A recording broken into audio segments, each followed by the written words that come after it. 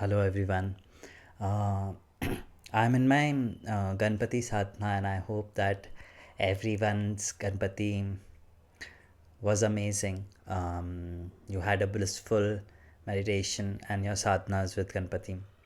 Um, my Ganpati is staying till 17th, and I'm in the middle of my sadhana, but there was a very strong message that was coming in today, and I thought I wanted to share it. Also, I will address one of the very interesting questions that has come to me recently. um, the message today I was hearing in my sadhana was um, to talk about Beej Mantra. Now, a lot of people might be using Beej Mantra to worship their own deities. Um, so, what is a Beej Mantra? Beej Mantra is basically a cry, a pukar, a call to divine. And this pukar or this call has a certain frequency.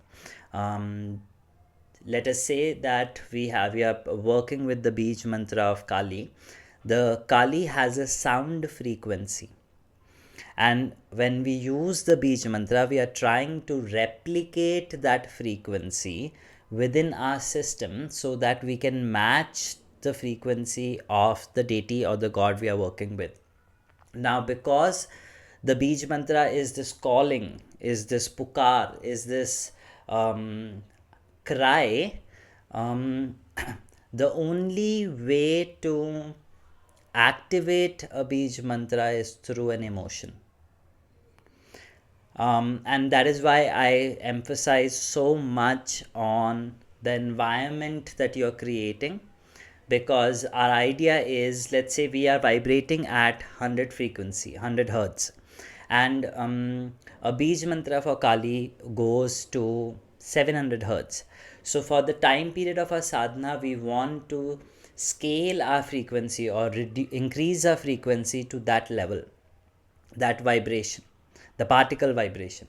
So in this case, and this frequency was an example, so in this case, the environment and the process, first thing what it does is it allows you to find a neutral zone. It allows you to get into a space where then you can allow yourself to tune. Consider yourself as a radio, and you have to first switch it on.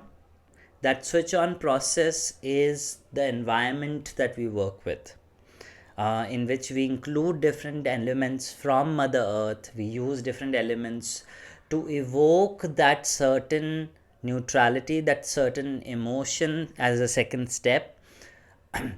And then once we are in that space of calmness, a serene zone, we try to tune into the frequency of the god or the deity. A lot of times people come and tell me that, can we chant when we are moving? Can we chant while we are driving? Can we chant while we are in car? No, you cannot. Why? Because when you try to tune yourself through the help of a Bij mantra, you are trying to shift your internal frequency. And no shifting happens without chaos, without destruction of the old frequency. And if it is done in an environment which is not conducive, you might pull in or you might get damaged at a chakral level. Your chakras when open up, so let's say that 100 frequency has this smaller chakra, and you start chanting, your idea is to raise your vibration. So your idea is to raise this chakra, to tap into that frequency. When your chakras will rise then or become bigger, that is when you are tapping into that sound frequency through the beach mantra. So when you're doing that, what problem may occur is, if the environment is not conducive, your chakras will also be susceptible to the surrounding. If you are in a chaotic environment, if you're sitting in a dirty place, or you are in a cab, or you're flying, you are on an airport, whatever kind of environment you are in, because your chakras are trying to open up and become bigger, they will also become susceptible to negative energies around you. Suppose you are sitting in a cab and the cab driver is very angry and you are chanting, you are also susceptible to the anger that he has. And then people come and tell me that why has my anger increased? First, we are not purifying. Second, we are not even maintaining a certain hygiene to protect our energy, because in that transition phase you're open. So that is why sadhana has a prime rule that you shut yourself. You create a zone for yourself to meditate. You create a zone for yourself to heal, and then try to tap into a higher vibration. There will be a point, and how does spiritual awakening works is when every day when you try to match 700 frequency, let's say 700 hertz is the frequency you are trying to get to, and you are at 100 hertz frequency. So every day when you 20 minutes you try to match up, your chakras and your body learns to become, like say after 2 months you will reach to 120 frequency as your normal, 120 hertz as your normalcy, which was earlier just 100. And then after 6 months your frequency will rise to say 170. So slowly, that is why I always say that consider your sadhana as a mutual fund. Initially, when you will start the sadhana, you will not see anything happening. You will see some sensation buzzing, but nothing will happen. But as you keep on doing it consistently, you are tapping into a higher vibration every time. And according to the experiences I have, and according to the people I have initiated in sadhanas, or I'm guiding in sadhanas, I think every 3 months there is a slight shift that is observed, and in those 3 months, if done a certain number of certain number of chants, in those 3 months you can visibly see a shift, a sign that will tell you that you are progressing. But the real result starts coming after 1 year, 3 years, depending on the intensity with which you are doing. So Bij Mantra is not something that you can use anywhere. Bij Mantra is not to pray. Bij Mantra is a call, is a crying. And the way to match that frequency, the real frequency. So when you are trying to reach to 700, there are multiple frequencies that are between you and 700, 100 to 700, and all of them, because they're higher frequencies, they are all beneficial, they are all healthy for you. We always say that if you cannot run, then walk. If you cannot walk, then crawl. There's something always better than nothing. So when you are at the lowest 100 hertz, everything above will seem to you as good. But through a Bij Mantra, we are trying to tap into the final 700 hertz, final frequency. So if we chant anywhere without a proper system, without a proper environment, without a proper mental and emotional anchor point, what happens is you are tapping into, say you have, let's say that you don't have, you are in a cab and you are going through certain emotions, and in that worry you are tapping. So the Bij Mantra will work. It will give you peace. It will give you ability to center. But because your inner emotion wasn't right, it is going to take you and make you feel good at 200 hertz. Now this 200 hertz has different energy beings which are under 700. So for example, while you're worshipping with Kali or while you're worshipping Kamakya, there are different yoginis, there are different dakinis, and there are energies below that also. Then we have our Sidgurus, and then we have us. So there's a hierarchy. So you will end up creating a connection with a lower energy. which eventually will fall apart, which will eventually will cause you troubles, because you might not get consistent results from it in terms of spiritual evolution. That is why we use devotion, we use faith, we use certain systems and processes to anchor ourselves into that focal point. Once that focal point is anchored, through the frequency, through the call, we start giving a shape to that energy. The form and the shape starts emerging in our manas or mental space.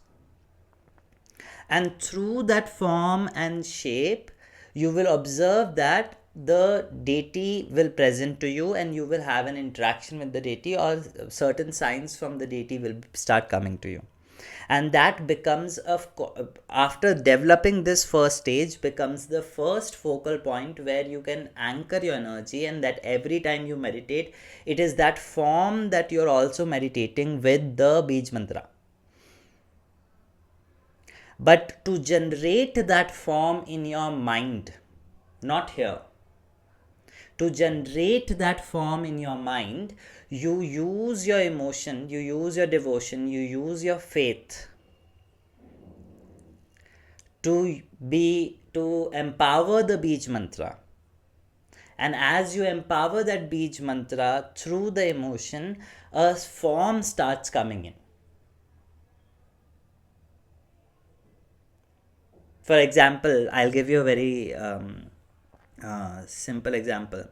I have always heard from people that Kali is a very ferocious Ugra Devi. But in my experience of working with her, I have never been scared with her. Like I don't know, the most Ugra form, if she has, that also is loving to me and kind to me, and I have never like encountered the visions of Kali that I have encountered in my manas is always a very kind, compassionate, loving form. And I'm not saying the pictorial representation, I'm talking about the expression that she holds for me. So despite of the physical representations of the goddess, the beej mantra, when I work with it, the manas picture that I get is always compassionate. So for me, the the the goddess Ugra form doesn't appear.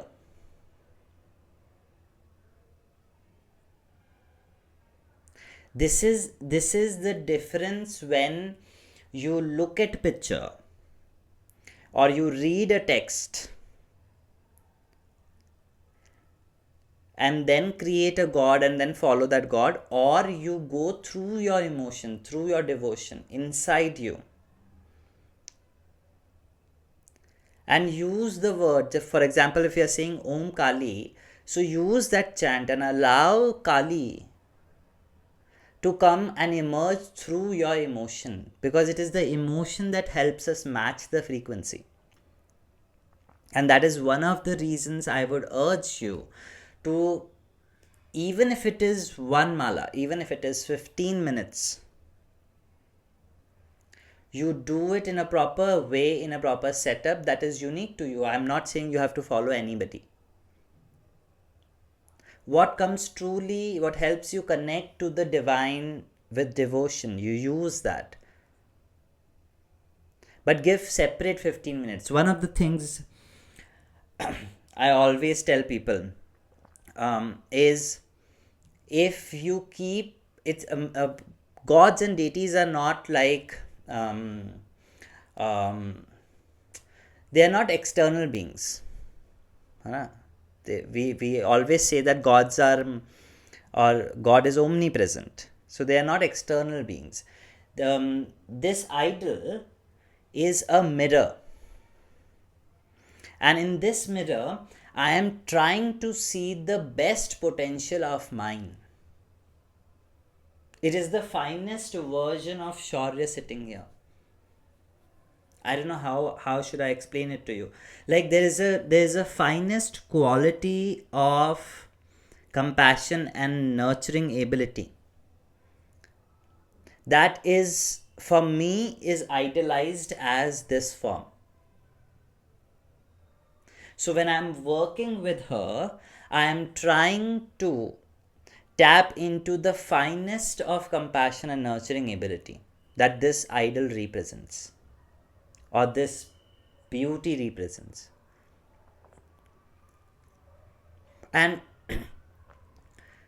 this is the concept of creating God through the Bij mantra in your manaspatal, in the sense in your mental mind, in your mental whiteboard. And when you create that, that is the essence you are working with. That is the energy that in future, if we are graced to see her presence, it is, I know that her form would be that. Like I can faintly, for example, um, a surprising story. So nothing in this place is something that I bought, okay?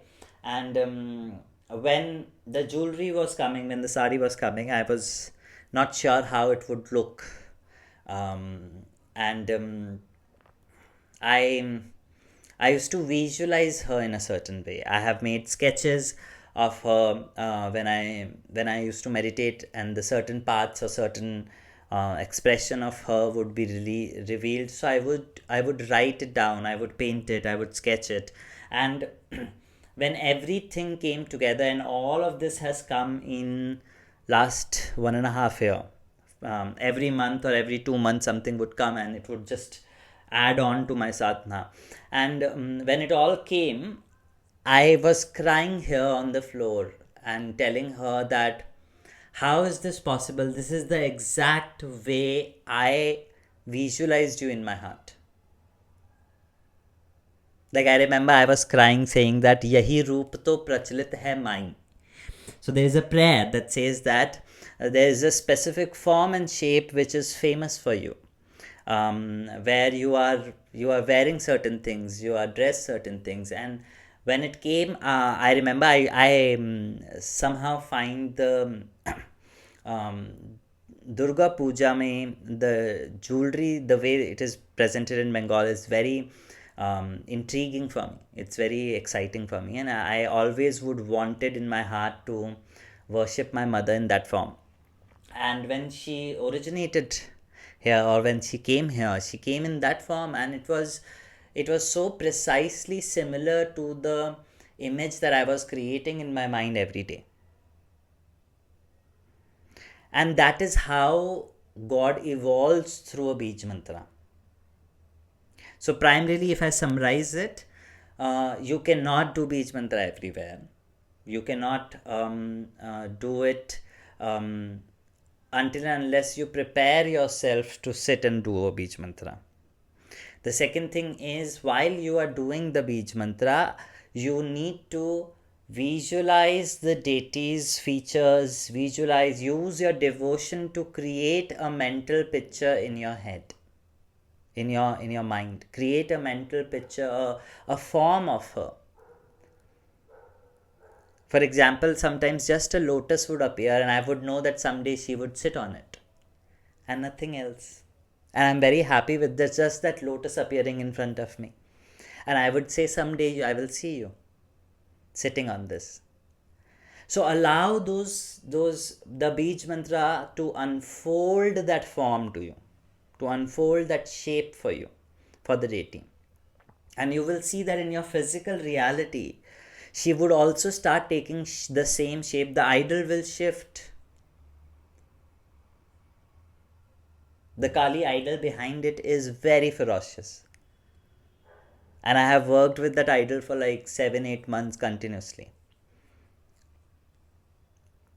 So allow that form to come out of your devotion. The third thing is, after completing your Bij mantra, after completing the Bij mantra, I would always recommend that you close it with an surrenderance prayer, which is also known as stotrams. Any small, even 2 lines, even if it is two lines. For example, for me it is Kamakhya Kama Sampannam Kameshwari Harapriyam Kamana Dehi Me Nityam Kameshwari Namosute. You close with this, because when you surrender, all your chakras have been anchored to her lotus feet. Let's say I'm trying to match a frequency, but if I leave it here, it has not gone anywhere. It is not culminated. It's a half energy. But when I say the stotram at the end, stotram is basically a prayer to surrender. Okay? Namostute, when we say namostute, namostute is I surrender to you.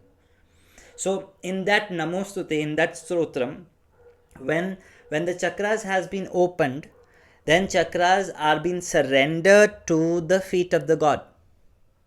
So what you have done is you have increased the frequency, then you have taken it and plugged it into the source. So stotram really helps us to plug in. The Bij mantra allows us to reach, and the stotram at the end, or surrenderance at the end, allows us to plug in. So always conclude your prayer or sadhana with a small stotram. Preferably you can do an arti. If you don't want to do an arti, do a small stotram, even if it is one time. You plug it in, you don't leave it open. See, you went, you cried, you called, and then you surrendered. That is something that is very profound in my experience, if you understand this concept and then work it. The second question that was very interesting that I found was, how do I use Shri Yantra? There's a very interesting story that right before Ganpati was coming, a week ago or something, I was blessed to receive a very small Shri Yantra, a little bit, and came from came like a blessing at the right time, and it just kind of shifted my energy completely. So how do I use it is, I keep the Shri Yantra in front of me. Okay, and to activate that Shri Yantra, I would offer rice, haldi, sindoor, as what we offer to a goddess. So I will offer that, and I will light up a diya. So the diya is the process of activating the Shri Yantra, fueling or giving the prana to the Shri Yantra. Okay, it is placed on the wall in front of me at my eye level. I can see it. It was placed in front of me. I would put the diya and I would light up the diya. So what happens is, in the shift that I have observed in my previous sadhana and in this sadhana, when I earlier used to meditate, my conscious mind would always be anchored here. So I don't know if you have observed this. If the moment my body transcends into a little deeper meditation, my body would shift, tilt, or my face would come towards this side. Like I tend to gravitate towards this side. But I think that is why she blessed me with the Shri Yantra, because when the Shri Yantra came, my anchor point became equal, because now I had a connecting source in front of me. And the few experiences because of it that has happened to me is, sometimes I have seen a lotus bloom from the Shri Yantra, the lotus I was talking about. I have seen a lotus bloom in front of me. There are times when I have, although when I sit so distantly, I'm not able to, and my eyes are closed, so I am not seeing the Shri Yantra, but there are patterns of triangular patterns that have emerged. I personally have realized that it has most astonishing effects in opening your heart. It just blooms you. It just opens you. I have smiled so much. I have cried so much. Happy tears. I've cried so much and I've smiled so much thinking about the presence of Shri Yantra in front of me. So I would recommend, if you are doing your sadhana, and if you can give a dedicated place to your Shri Yantra while you are meditating in front of the Shri Yantra, you may look at it and you may not look at it. Even if you don't look at it, and just knowing that the Shri Yantra is there and you have activated it, I personally use fire as an element to activate. So once you consciously activate it, then I think it will automatically sink in your vibration. You don't have to change mantras, you don't have to do anything. These energies points that we are talking about today, these are all beach mantras, yantras, all these are trigger points. These are all triggers. These are all triggers for us to tune into that vibration. Right? Through dhyan we can tune. In dhyan, what we do, we sit down and we visualize a point of light, or we visualize the deity and we stay with the deity. I call it a smriti yoga. So when you are doing a smriti, when you are visualizing, when you are thinking about the deity, is when you are just with yourself, thinking about the God, thinking about it, and allow the Leela to play. It's a very, I don't know how many of you do it, but I do it quite often. I have sat many times talking to them and visualizing their Leela in my head. And that has been my meditation. That has worked wonders for me. So there is a Smriti Yoga also, right? But these are trigger points, and these trigger points would work the best when you treat them with the same importance. Let's say you have a Shri Yantra and you have placed it, and it is, you have not treating the Shri Yantra as equally as a god, as a Devi. It will not do anything, it will not work, it is not going to, it is your emotion that will make that Shri Yantra useful.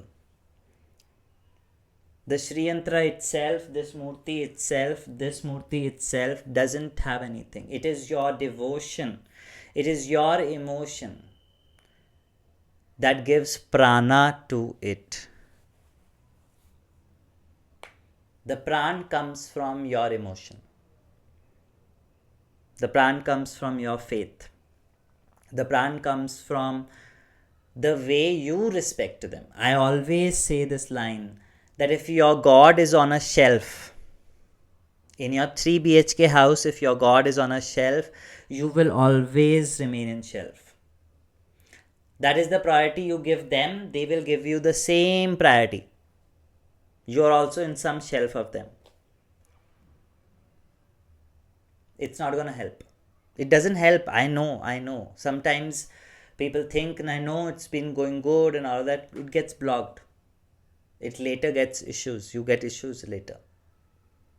If you're continuously doing temporary pujas, for example, a lot of people do this, that their God remain in a shelf, and Navratri they have a spread out, and then again God goes in the shelf.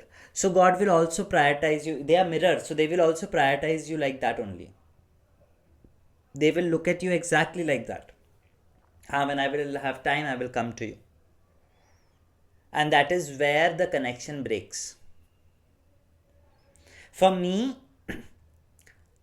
there is no ritual. There is no ritual. The only ritual is that I have to treat them as a living being. The moment I switch from living being to this idol, that is where I'm going wrong in my sadhana. That is absolutely wrong in my sadhana. I have done some mistake. One of the parameters of success, how people ask me, how do I know I'm navigating right? One of the parameters is, if I cannot see myself in 2-3 days, like if 2-3 days have passed and I have not cried in my sadhana, if tears don't come out and I don't cry for them, then my sadhana something is missing, because then I have tapped out of emotion. If you have tapped out of emotion, then the mantra will not work, then the yantra will not work. It will not work. So as to I should keep it short. Okay, so as to culminate this, I would request you that with respect to mantras, with respect to yantras, we will talk about things later. But with respect to mantras and yantras, one thing that you need to focus on is with which emotion I am impregnating the life into it. What is the emotion I am using? Am I approaching them with fear? Yes, we can have our problems. That is separate. I also have, sorry, I also have my life problems. See, so I also have my life problems. We all have life problems. But in those life problems, the point is that am I approaching them with fear in my heart? If I'm approaching them with fear, fear will also come back to me. Because it is that fear that I'm impregnating life to it. So it will innately have fear. That is how deities become ugra. Because the sadhak himself's approach to the deity as with ferocity, with intensity. If you are giving the deity blood, animal sacrifice, then the deity itself will reflect back the ugra form. How can deity become Saumya? When you have approached with such intensity, there is extreme intensity, like extreme, there's other end. You have crossed all boundaries of compassion and you have reached to the deity. When you have gone with something like that. So the deity also responds with that intensity, like a volcano. But when we approach the deity with love, with devotion, the deity also comes back in the same form. So the emotion impregnated in the mantra or the yantra will then create a depending form, ugra or saumya. And that form will then build a communication or a conversation or a connection with you. I hope this is clear. I dedicate this session to my Ganpati that has visited me. I will share the magnificent story how he came, how this all has conspired. Some other time, we will quickly do a Ganpati stuti. We will do a Kamakhya stuti and then we will leave.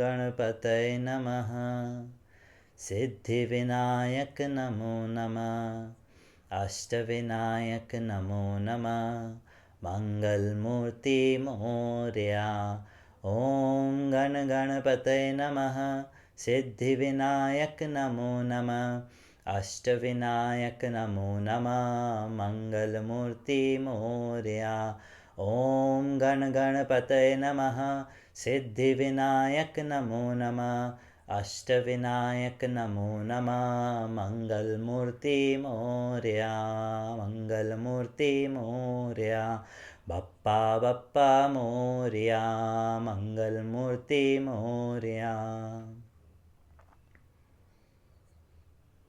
ॐ कामाख्य काम संपन्नम कामेश्वरी हर प्रियम कामना देहि मे नित्यम कामेश्वरी नमोस्तुते.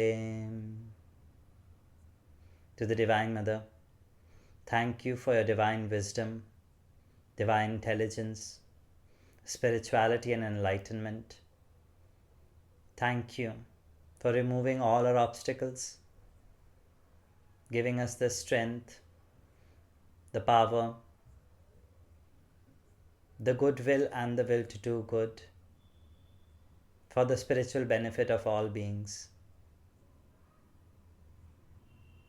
Thank you in full faith. Jai Ma Kamakhya.